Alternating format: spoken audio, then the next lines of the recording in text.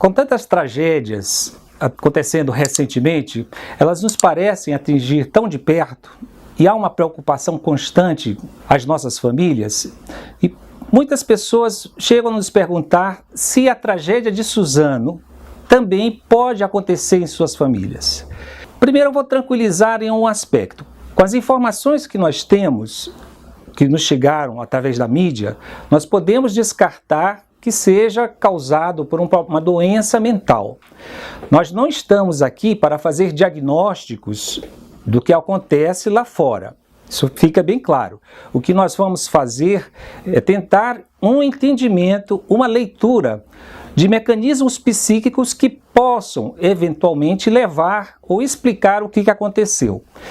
E para isso eu convido você, adolescente, você pai de família, a me acompanharem num raciocínio para ver se nós conseguimos entender um pouquinho melhor do que pode ter acontecido ou que pode vir a acontecer em determinadas situações diferentes.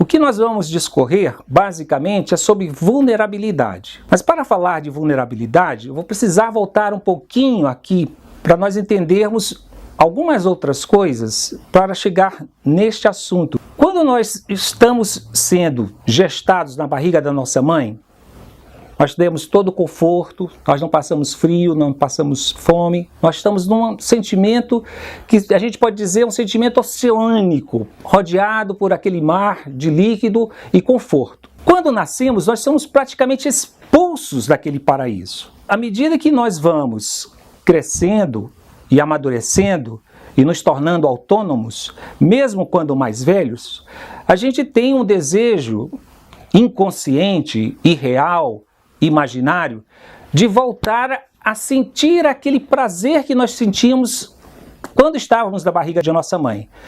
Um desejo irrealizável, mas há outras formas que a gente pode sentir mais ou menos este sentimento de conforto, de proteção e de aconchego. Este é o sentimento do amor.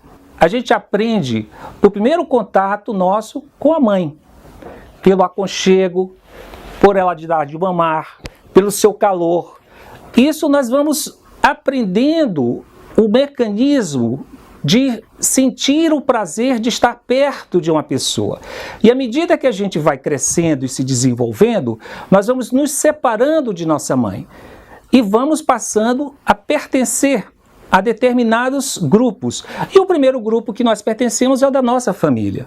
Nós nos sentimos parte da família. À medida em que nós vamos evoluindo, nós crescendo, avançando a idade, principalmente nos adolescentes, nós queremos participar de outros grupos. Sentirmos-nos pertencentes a grupos mais sólidos. O grupo da escola, e mesmo dentro da escola a gente faz parte de pequenos grupos dentro da classe, pequenos grupos, seja por associações do futebol, grupos de leitura, grupos de xadrez, grupos de judô. Você se identifica com determinadas situações.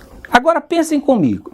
Existem situações em que o jovem, ele não é aceito dentro do grupo. O menino que tem um sobrepeso, e ele é constantemente chamado de gordo pelos colegas, num tom pejorativo. Isso continuamente. O que ele faz? Ele se retrai. A menina que tem um nariz diferente dos demais e se acha feia, ela não consegue fazer amizades por conta disso, ela faz o quê? Ela se retrai. A menina que quer namorar o menino mais bonito da turma e se declara para ele, ele se recusa. Aí todos sabem, ela vira motivo de chacota. O que ela faz? Ela se contrai. Agora imagina uma outra situação. Um menino que quer namorar umas meninas e acha que, na sua cabeça, que ele não vai ter chance nenhuma, nem com estas meninas formidáveis, nem com outras meninas, o que ele se faz? Ele fica remoendo isto na sua cabeça. E ele pode até se juntar com outras pessoas que pensam desse mesmo modo. Um modo de exclusão. E o que isso vai acontecendo com a pessoa? A pessoa, por conta deste medo, ele tem um medo de ficar exposto, ele tem o medo da humilhação que vai passar, então ele fica com vergonha. E isto, com o passar do tempo, pode ir num crescendo de sentimentos e pode se conformar num crescimento de um sentimento pior, que é o sentimento de ódio. O Freud, no seu livro O Mal-Estar na Civilização, ele diz que um dos maiores medos que nós temos, que nos assola, é aquele justamente que nos espreita, que vem de dentro de nós mesmos, que é um medo avassalador, que ele chama isto de pulsão de morte. Esta pulsão de morte é um movimento interno que todos nós temos a pulsão de morte e também nós temos a pulsão de vida. Mas especificamente a pulsão de morte, ela nos leva para o abismo, ela nos leva à autodestruição. Ela faz com que a gente se auto-sabote. Nós vemos que a tendência dos adolescentes é, falando no sentido psiquiátrico agora, é se machucarem, se automutilarem, e há uma tendência crescente ao suicídio. Então, quando surge um crime, que é um ódio que se exterioriza e que não é para dentro de si, todos nós ficamos chocados. O Sartre, na sua peça Entre Quatro Paredes, através de um de seus personagens, ele diz que o inferno são os outros. E o inferno pode ser os outros dentro de uma determinada ótica. Se eu percebo que o outro está me infernizando, se o outro está atrapalhando minha vida, se ele não permite que eu possa gozar plenamente minha vida, eu tenho um sentimento negativo em relação a ele. Eu quero que ele desapareça. Eu quero que ele morra. Eu quero aniquilá-lo. Nós então temos dois modos de interromper esse mecanismo. Um, de políticas públicas de inclusão social, outro, seja na escola, outro, seja na família. Por exemplo, se o menino nascer com o olho torto, é estrábico, e os outros irmãos o tratam por zarolho, primos o chamam de zarolho, colegas da rua chamam de zarolho, né, pejorativamente. Cabe então a quem? Ao pai, ao tio, aos adultos em geral, e a próprios irmãos mais velhos, se tem esse discernimento, a corrigir os outros, para tratá-lo como um igual e não como um diferente. Um outro modo, e é assim que eu quero chamar a atenção, é o desenvolvimento pessoal do jovem. E aqui que vai parecer um paradoxo para vocês, porque nós vamos falar da vulnerabilidade. E o que é mais importante nesta nossa sugestão para vencer a vulnerabilidade é preciso ter coragem. E o que significa coragem no que nós estamos falando? Coragem vem do termo latim cors, que significa coração, e no sentido antigo dizia-se que era o modo de se expor, ser aquilo que se é. É nesse sentido que eu quero recuperar o sentido coragem, de ser aquilo que se é, de ser autêntico.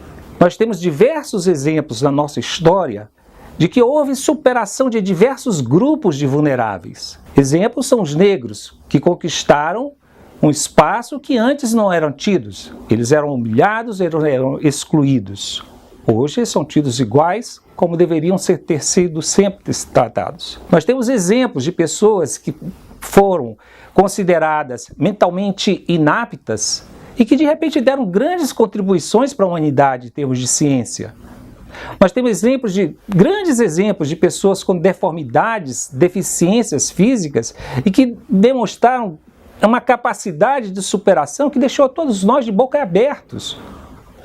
Então, esses são exemplos famosos que se pode tirar para nos guiar nesse sentido de vulnerabilidade. Agora, nesses exemplos que nós estávamos tomando, do menino que é gordo, da menina que tem um nariz diferente, da menina que se declarou para um menino mais bonito e do rapaz que quer transar e não consegue.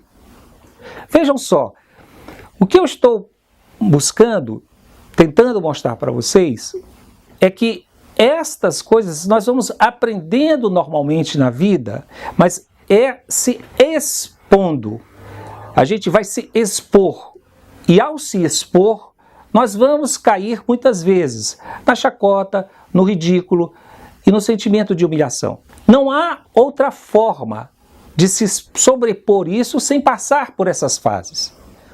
Nestes momentos é que é importante o apoio da família. Nestes momentos é que é importante o apoio de um adulto, seja do professor, seja do diretor da escola. Ou se o pai, a mãe, mesmo assim querendo ajudar o seu filho e não conseguindo, podem procurar a ajuda de um profissional da saúde, de um terapeuta, que é uma boa saída para essas situações. Quero reforçar a todos que o ato de coragem, por mais paradoxal que seja, é o melhor caminho para sobrepujar, para vencer esta vulnerabilidade. E desta forma, deste modo, a gente criar jovens com um potencial muito mais belo, que podem proporcionar uns caminhos com muito mais luz para a nossa humanidade. Era isso que eu tinha para pensar junto com vocês. E inscrevam-se no nosso canal e acompanhem os nossos próximos vídeos. Até a próxima!